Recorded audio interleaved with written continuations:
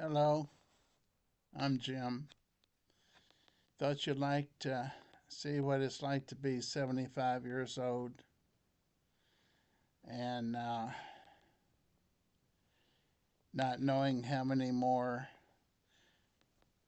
days or years are ahead, not knowing what to put my effort into. I wonder, should I make a studio, get bright lights, get a great camera, and a good microphone and desk, and make some videos that people really would push like and subscribe to. But in the meantime, while I think about this, I thought I'd go ahead and continue making one occasionally. I was hoping to make several a week, but it's um, it's sad when you only get a few likes. Not likes. I don't.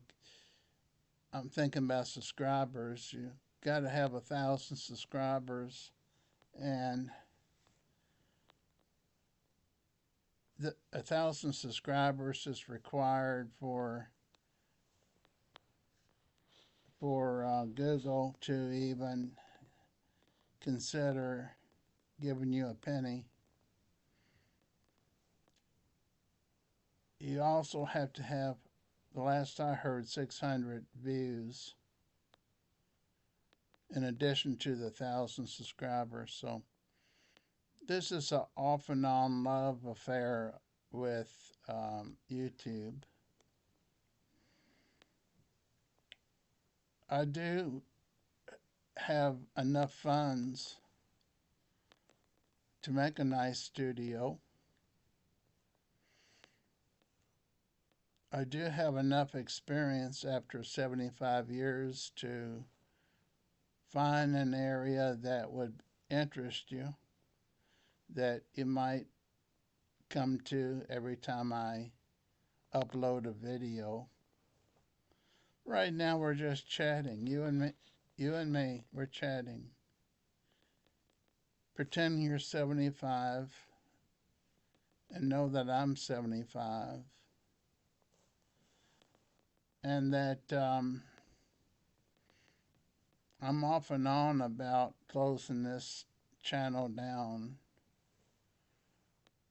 except I couldn't find out how to close it down. I got a guitar over there. Got two guitars. I got electric guitar. I got a acoustic guitar. Would you like me better if I strummed the guitar? What if I was a singer again like I was when I was young? And I could play the guitar like I could. I might need to take a few lessons to catch up on the chords. Would you like me better then? What do you do when you're 75? You're, let's say you're 75, or you may not be watching this. You're in your 70s, maybe 60s, maybe 80s, maybe 90s. I just got finished talking with Bob Tibbs. Bob Tibbs is 95 and a half.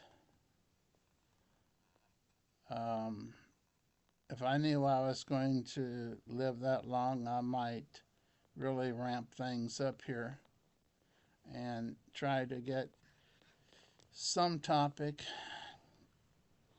something interesting that would be something I'd enjoy and you'd enjoy. If you got any ideas, leave a message. Right now, we're just chatting. I'll tell you how I feel. Um, now that I'm 75, I'm sort of have a numb feeling about life. Nothing really makes me real happy. Nothing really makes me real sad. It's just there. I wake up in the morning later than I should. It could be 11 o'clock, it could be 12 o'clock, it could be 1 o'clock in the morning. And the first thing I think is,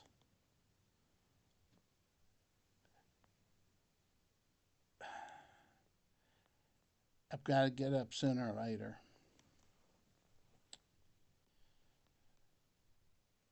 Um, Not a whole lot to look forward to when you're in my situation, feeling like I do. I will add to this that I've been very ill for a few years. Therefore, I don't have a lot of feelings. I don't feel like going out and exercising like I used to in the gym. So we're just sort of chatting right now. There's a lot of people my age or younger that have, um, let's call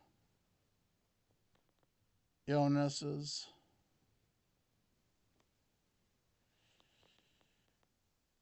They function. They do things. They do what they have to do. Pay bills, return phone calls. If they promise they'd help someone fix something, they go over there and help them fix it. And that might be the life of some people some days. Now I use the computer sometimes and watch videos of singers.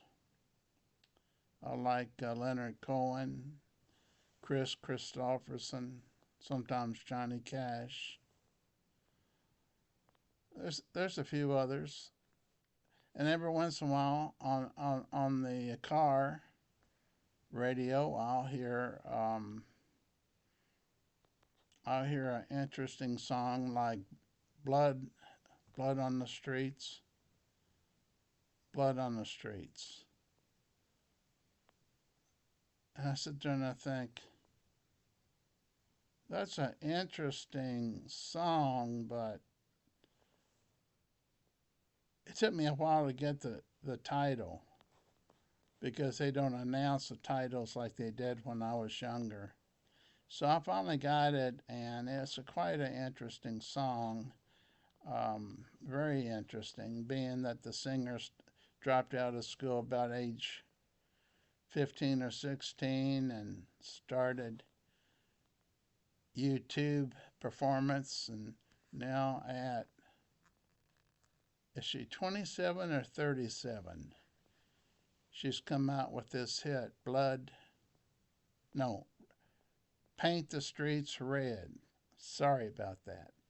Paint the Streets Red.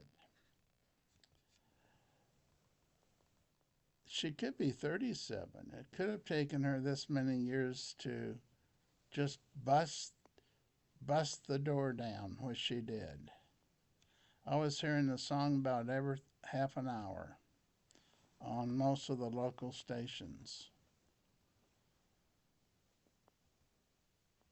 I found out after doing a little research and interviews on Facebook that she's been around for a while.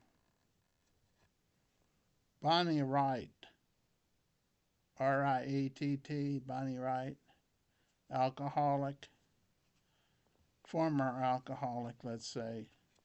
Once an alcoholic, always an alcoholic, they say. Uh, she came out with a hit later in life. and it just knocked knocked the top off the tunes. And as far as I know, there's just maybe one or two songs that she did that captured that type of attention. But we can do it at our age. That's the thing, we can do it at our age. Leonard Cohen, I'm reading his books now, biography. If you don't know him, put him on YouTube and put the concert in titled Leonard Cohen in London. Leonard Cohen in London was toward the last 4 years of his life. I got to see him.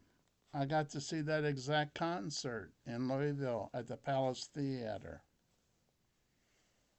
a couple years before he passed away from cancer.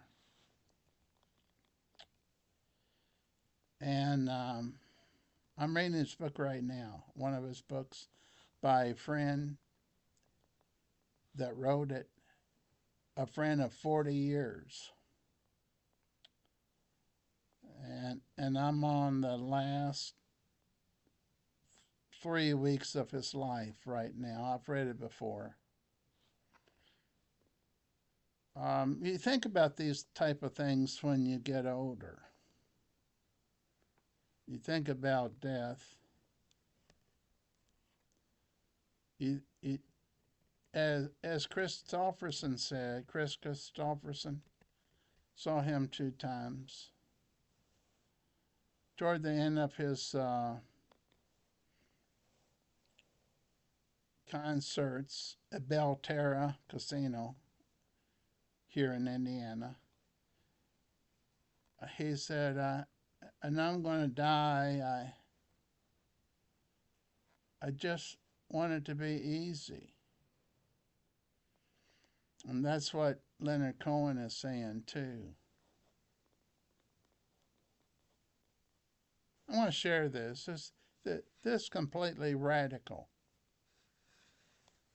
But I'm going to jump to the very end of what I remember Leonard Cohen saying. He's emailing the author of his book, which is a friend of 40 years. And Leonard Cohen can't get enough pain medication to even make a dent in his pain because he has a back problem too that's disintegrating as well as cancer. And he goes to the restroom during the middle of the night. Let's just say it's 2 o'clock in the morning. I don't know the exact time. The other guy waits for him. They're talking on email, not the phone at this particular time because it was late at night. They did stuff like this just for fun. They usually talked on the phone, and the author had just spent about 6 or 8 days at his home in New York. I think that's where it was. He had his main home in Montreal, but it was in Montreal, Canada. I think it was New York. They both the author and he had terrible physical problems, and so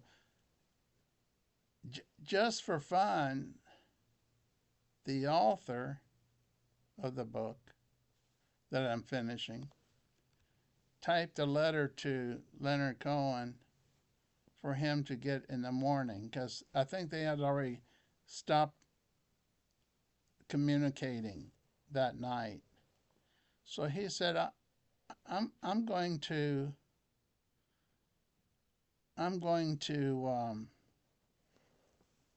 do an email so he'll have something that he can read in the morning when he wakes up. And he did. The author of the book sent him an email, and then within 2 minutes, in the middle of the night, Leonard Cohen emails him back. And he says, I fell going to the restroom. I'm paraphrasing it because I don't have the page in front of me. I went to the restroom, and on the way back I fell and hit my head. And, and I'm lying down now. But he said, like I said, I'm paraphrasing, saying it in my own words. Um, I'm feeling like something's happening, and it may be the end. And let me tell you, it's not bad at all. The end isn't that bad. And then the author types an email back,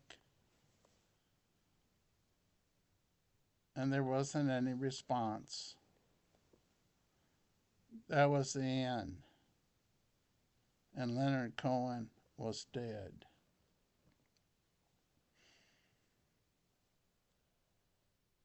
But did he ever worry about it during the time that he was sick with leukemia and back problems and all of this? He wouldn't let his daughter and son come to see him if the pain was too great on his face. He'd just say, please come another day, because he did not want his son and daughter to see the pain and agony on his face toward the end. Leonard Cohen. If you haven't checked him out, it's a good thing to enjoy, because he didn't become famous till he was about 35 years old. I think he made it to about 83 or 84 years old. So I watch things like this. I compare it to my own life and how I'm feeling. Not necessarily a bad thing or a good thing.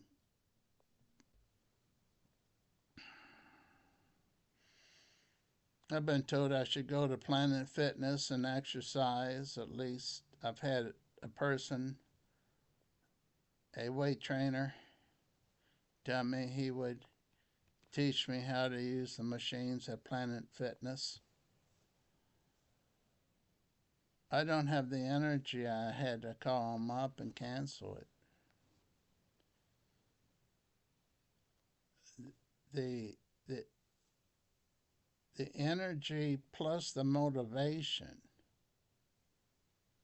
has to be there. And tell you the truth, I got a cell phone yesterday. Been waiting for it because my other ones have gone bad. And I had an instruction book. I got it charged up. I got this cell phone instruction book and I looked at it. And then I started calling T-Mobile, asking them if I could pay them to switch it from.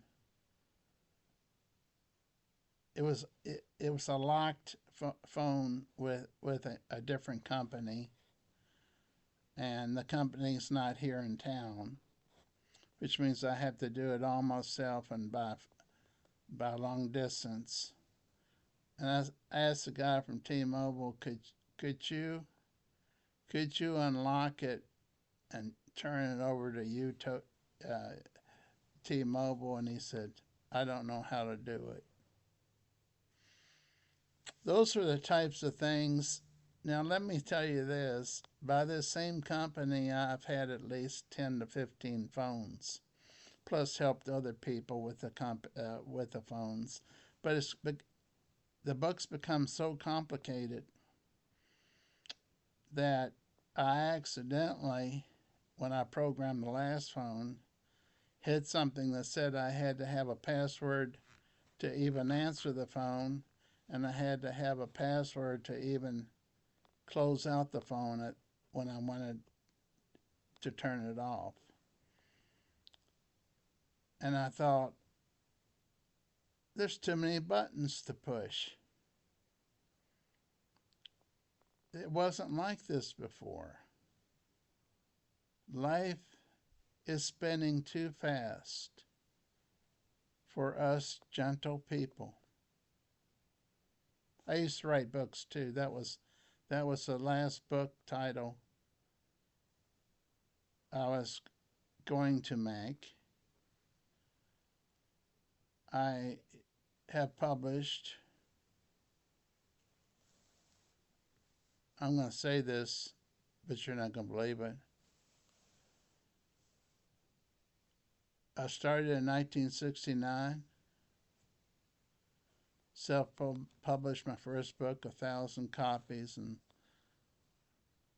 kept publishing every 9 months, 8 months, sold 100,000 copies. I should have kept on. There's a lot of shoulds when you're 75. In fact, the shoulds got so strong 4 years ago, I put out 4 more poetry books. Much better than what I had done before.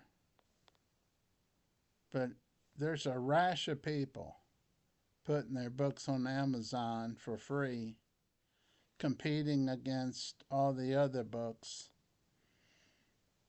And I hate to say it, but if you looked up Jim Wortham on Amazon.com under books, I'll come up. The last 4 books 4 years ago, plus all the books since 1960s or 70s. Only had one in 1960. That was 69. That's another dream that comes to my mind at my age. Is, can I do it again? Could I do it again? Could I get this guitar over here tuned up? Strum some guitars and do my poetry and make poetry songs, poetic songs. Become a YouTube star or a TikTok influencer. These are things that we think about when we get older. And then we think, we crossed the line. We crossed the line. We're not young anymore. This has been real hard for me to understand. Someone said I was old the other day. Only when they found out how old I was. Then they said, no, you can't be over 55.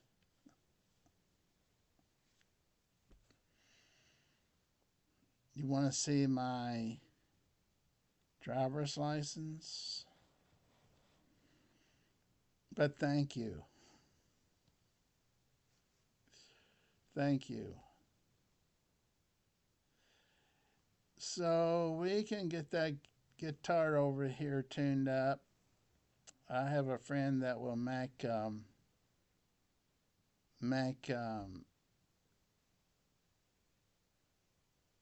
chords for me. Show me how to make the chords I learned when I was 14 years old.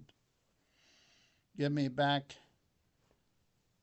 and maybe I can be a YouTube star, especially with all this uh,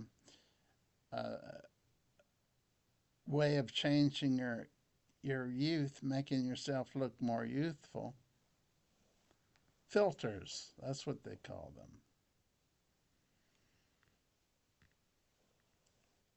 These are the things that we think about. Um,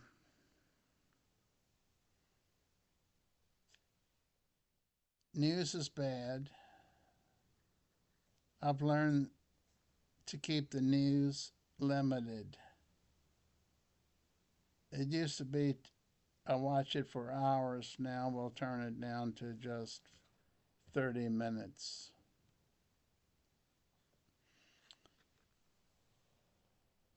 I had a good dinner tonight. I ate at a Mexican restaurant and had the drinks that go with a Mexican restaurant. Had a good time.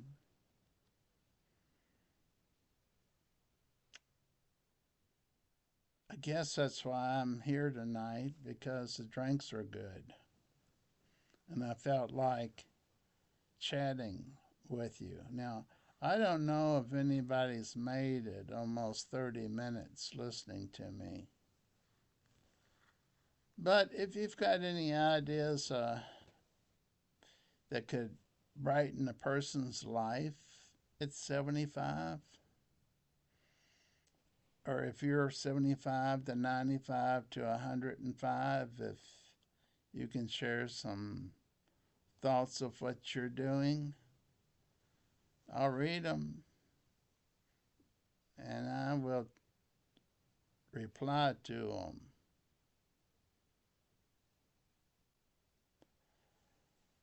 But I think I shouldn't drag this out more than 28 minutes. So I'm going to go ahead and say